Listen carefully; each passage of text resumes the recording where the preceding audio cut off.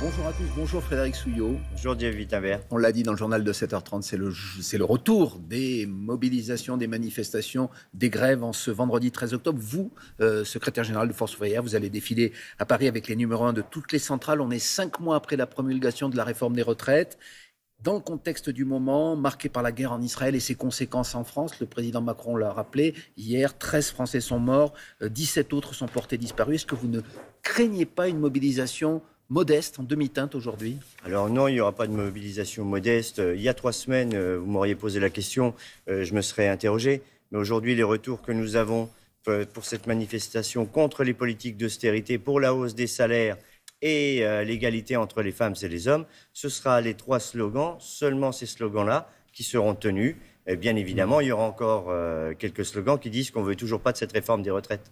Mais qui pourtant est entrée en vigueur le 1er septembre dernier. Vous pensez, puisqu'on parle de la réforme des retraites, que vous pouvez encore agir pour empêcher sa mise en action pour tous les Français désormais? À Force ouvrière, nous avons saisi le Conseil d'État. On attend le retour du Conseil d'État puisqu'il manque encore quelques décrets pour que cette réforme soit appliquée et applicable. Donc nous, on ne tourne pas la page sur la réforme des retraites. Et à EFO, nous avons saisi le Conseil d'État et on attend le retour du Conseil d'État pour l'audience. C'est une journée d'action à l'échelle européenne. Ça veut dire quoi? Ça veut dire que pour vous, c'est l'Europe aujourd'hui qui décide ce que vous appelez des politiques d'austérité, la Banque Centrale Européenne notamment?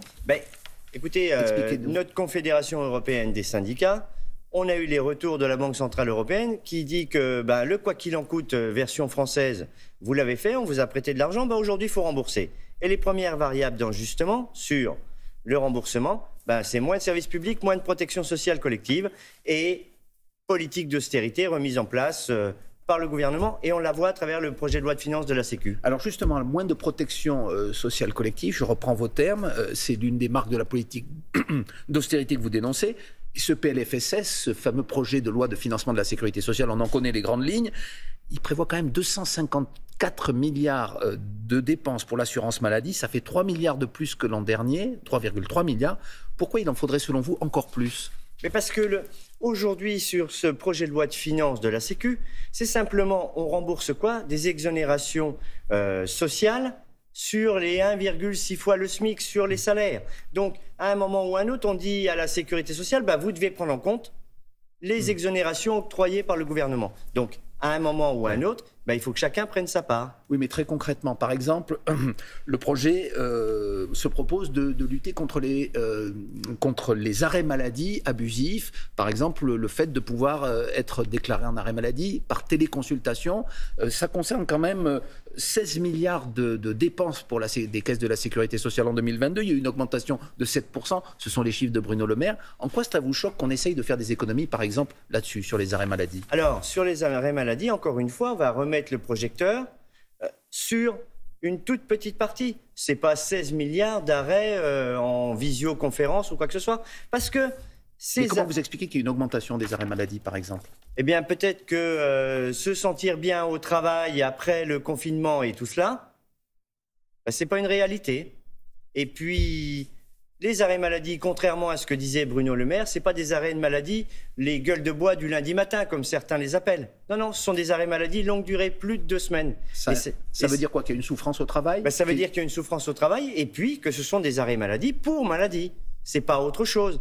Maintenant, il n'y a pas d'abus. Vous considérez qu'aujourd'hui... Il y en a certainement des abus, mais ce n'est pas la majorité du genre. À chaque fois qu'on a une étude sérieuse sur le sujet, c'est moins de 1%. C'est la même chose sur l'assurance chômage, mais c'est toujours cela qu'on met en avant pour essayer de discriminer ou discréditer les gens. Vous soutenez le mouvement des médecins libéraux, on en parlait tout à l'heure dans le journal, qui, eux, vont être très mobilisés ce vendredi et qui entament un mouvement peut-être illimité, à durée en tout cas indéterminée, reconductible. Mais ils étaient déjà en grève au moment où on faisait les grèves et mobilisations sur la réforme des retraites. Ça prouve encore une fois que même si on met le dialogue social en avant, l'exécutif ne les a pas entendus, ne les a pas compris. Il faudrait donc augmenter, pour qu'on soit très concret, la consultation, le montant de la consultation encore, plus que cela n'a été fait. Sur le montant de la consultation, les médecins, que vous soyez médecin, journaliste ou secrétaire général de FO, quand vous faites le plein de votre bagnole, ça ne choisit pas le compteur de la pompe à essence. Tout le monde a une hausse du prix du carburant. Eh bien, pour eux, c'est peut-être aussi ce qui se justifie. par rapport justement à cette inflation, à cette hausse des prix de carburant, des denrées alimentaires. Vous prônez l'augmentation des salaires avec des salaires indexés précisément sur l'inflation. La CGT, d'ailleurs, est sur votre ligne. La CFDT, elle, propose plutôt des négociations branche par branche sur les salaires. Est-ce que votre solution, elle ne risque pas, c'est aussi ce qu'on vous répond au gouvernement, de provoquer une spirale inflationniste? Plus on augmente les salaires, plus les prix augmentent. Alors, ce que nous prônons, ce que nous réclamons, c'est l'échelle mobile des salaires. Ça s'est arrêté en 1983 avec le tournant de la rigueur et on n'a pas connu une telle inflation depuis 1987. C'est-à-dire qu'à chaque fois que l'inflation elle est élevée, il y a une indexation de tous les salaires sur l'inflation. Maintenant, ceux qui nous disent qu'on va entraîner le tourbillon de... plus d'inflation. Plus d'inflation. Depuis un an, l'échelle mobile des salaires n'a pas été mise en place. Le SMIC a été augmenté, monsieur Souy. Oui, le SMIC a été... mais si on n'augmente que le SMIC, on tasse les grilles. Ouais. Et les autres coefficients ne sont pas augmentés. Donc la remise en place de l'échelle mobile des salaires, après il faut regarder où on met la graduation sur l'inflation, mais c'est une nécessité. Frédéric Souy, vous mettez la pression sur qui? Sur le gouvernement ou sur le patronat, sur les entreprises? Ce sont les entreprises qui versent les salaires aux salariés. Eh bien... on va mettre la pression sur les deux. Il y a une conférence sociale. Il y a une conférence sociale lundi et à Matignon. Lundi, au CESE. Au CESE, mais lundi, sous l'égide de Matignon. Oui, c'est Matignon. Mais lundi, comme je l'ai déjà écrit, on va parler salaire de l'entrée jusqu'au dessert. Parce qu'on ne peut pas faire autrement, c'est avec la paye qu'on remplit le frigo. Oui, néanmoins, quels sont vos moyens d'action? C'est-à-dire qu'aujourd'hui, vous dites... il faut que le gouvernement oblige les patrons à augmenter leur salaire en remettant cette indexation. Soyons très précis sur ce que vous réclamez là-dessus. On va déjà aussi réclamer une conditionnalité des aides publiques aux entreprises. Aujourd'hui, on verse des aides publiques aux entreprises, crédit impôt recherche, allègement de cotisations, 167 milliards d'euros par an, sans aucune conditionnalité. Quand on nous parle d'arrêt maladie, il faut bien que vous ayez un justificatif disant que vous êtes malade. Eh bien, sur les conditionnalités des aides publiques, elles tombent comme ça et on ne demande pas de justification. Donc nous, on dit conditionnalité des aides publiques. Là, c'est à l'État de prendre ses responsabilités, mais discutons aussi... Est-ce que le dialogue social, aujourd'hui, est rétabli, selon vous? Il avait été fortement impacté par la réforme des retraites. C'était un petit peu... disons, une guerre froide entre le gouvernement et les syndicats. Est-ce qu'aujourd'hui, vous vous reparlez, vous considérez qu'il y a, comme disait votre lointain prédécesseur André Bergeron, du grain à moudre? Alors évidemment, il y a toujours du grain à moudre, autrement je change, je fais autre chose, on ne fait pas de syndicalisme si on pense qu'il n'y en a jamais. On a des réunions bilatérales avec Matignon, bien évidemment. Maintenant, sur le dialogue social, le 15 juillet, on nous dit dialogue social, dialogue social. Quand on trouve un accord comme sur la GIRC et l'ARCO, qu'après ça, cet accord ne convient pas à l'exécutif, on devient des illuminés, des irresponsables. Non, le dialogue social, les accords doivent être transposés dans la loi et point barre. On revient sur le contexte dans lequel intervient cette journée de mobilisation.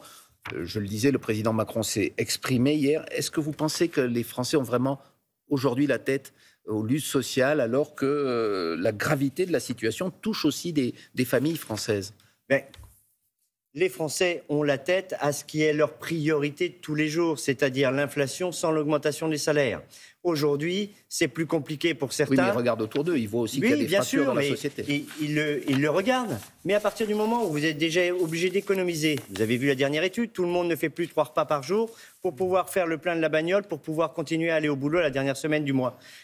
Le contexte international, bien évidemment, on l'entend tous, mais aujourd'hui, la priorité, c'est le pouvoir d'achat et par l'augmentation des salaires. Est-ce que vous ne craignez pas néanmoins un télescopage dans les manifestations, notamment la présence de l'extrême gauche dans certains défilés dont on connaît les positions radicalement anti-israéliennes parfois? Alors écoutez, nous, dans la manifestation, mais on avait déjà ce débat au moment de la réforme des retraites, il n'y aura que 3 slogans. Contre les politiques d'austérité, pour la hausse des salaires, pour l'égalité entre les femmes et les hommes. Et après, derrière les cortèges syndicaux... Quelle est la position de FO sur ce conflit? Il n'y a pas d'ambiguïté, puisqu'on sait qu'au sein de la classe politique, il y a un parti qui n'a pas voulu dire au départ que ce qui s'était passé relevait du terrorisme. Chez vous, il y a une ligne claire? Nous, on n'a pas de souci ni de sujet. Bien sûr, on condamne tous les actes terroristes et ça, on n'a jamais eu de problème pour le faire. Par contre, ce qu'on écrit, cessez le feu immédiat, parce que c'est les travailleurs et les civils, les populations qui payent le prix le plus cher à chaque fois. Frédéric Souillot, secrétaire général de Force ouvrière, merci. Merci à vous. Et c'est la suite de Télématin.